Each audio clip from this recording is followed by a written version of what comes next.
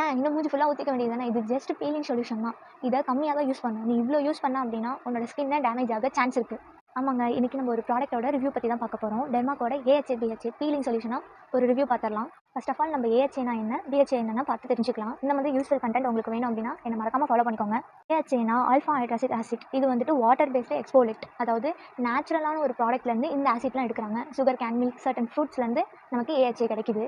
பிஹெச்ஏன்றது beta hydroxy acid. இது வந்துட்டு salicylic acid. இது வந்து நம்ம போர்ஸை வந்து க்ளீன் பண்ணுறதுக்கு வந்து யூஸ்ஃபுல்லாக இருக்கிறது தான் வந்துட்டு பிஹெச்ஏ. இந்த ரெண்டு கண்டென்ட்டையும் நம்ம ஒன்றா பீலிங் சொல்யூஷனாக யூஸ் பண்ணும்போது நமக்கு என்னென்ன பெனிஃபிட் கிடைக்குதுன்னு பார்க்கலாம்.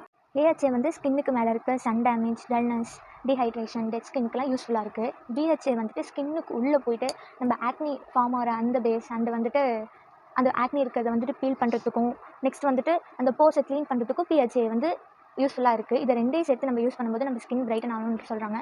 ஆமாம், இதை நம்ம ஓவராக யூஸ் பண்ணும்போது நம்ம ஸ்கின்னு டேமேஜ் ஆகும். 2018 இதை ப்ரூவும் பண்ணியிருக்காங்க.